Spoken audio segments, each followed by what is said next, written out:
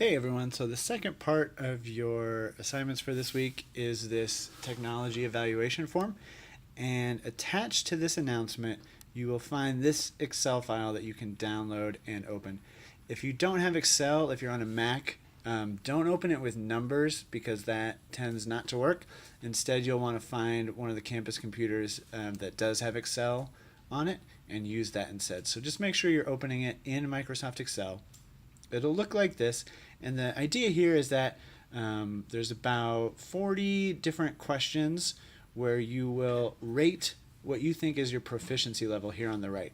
So this first one says, I'm highly skilled at using word processing software, e.g. Microsoft Word, Google Docs, and you'll just go through and rate, do you feel you're at the expert level, advanced, intermediate, novice, beginner level.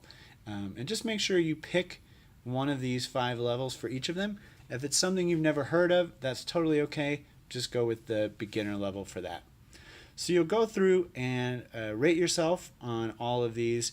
It'll take about 10 to 15 minutes, and when you're all finished, you'll click on this next tab down at the bottom that says Evaluation Chart. If I click on that, right now it's completely blank, but once you fill out everything on this first tab, it will look sort of like a blobby graph, and it will show your different strength areas in general technology skills, designing and developing digital age learning experiences, etc. So these different colors represent different skill areas, and you'll have some sort of peaks at some areas and some lower troughs at other areas, and it'll give you a general idea of where you're starting the semester at with these different skills. And at the end of the semester, we'll check back in and see where you're at. So once you're on this screen, you'll want to go ahead and click on this cell in row 2 and type in your first and last name here. You'll also want to insert the date below that, so January 12th or 13th, something like that. And the last thing you want to do is we're going to want to add in some strengths, areas of strength and areas of weakness. So to do that, you'll add in a new tab here at the bottom by pushing the plus button, and you can just say strengths and weaknesses, or areas for improvement might be a more positive way to phrase that. And of course you can make those cells bigger if you want to. And then based on what you see in this chart, and you might want to go back and look at these different areas, then you can list here's 3 things I feel really strong about. I'm great with Google Docs and Microsoft Word, whatever it might be. And then here's some areas I'd like to improve over the course of the semester. So fill out 3 for each of those.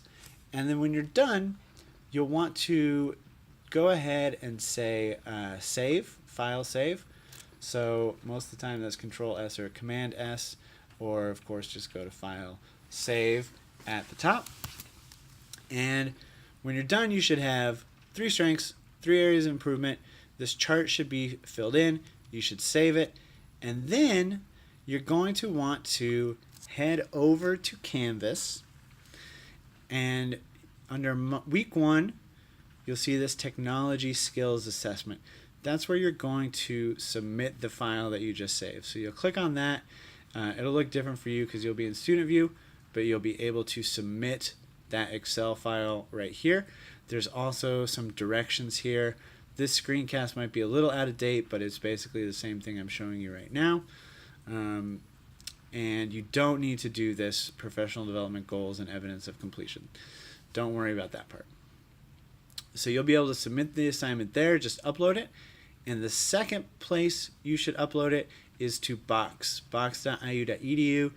to that W200 folder we created this week in class. So go ahead and upload it there as well as on Canvas, just to make sure you've got a backup copy, because we're going to come back to it much later in the semester, and just want to make sure that you've got it in both of these places for when we need it.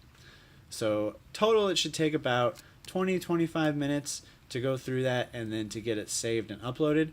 Of course, if you have any questions at all, just shoot me an email, or feel free to include Catherine and Becca on that email as well, and we will be more than happy to help you walk through this. So have a great weekend, everybody. Thanks for a wonderful first week, and I'll see you on Tuesday.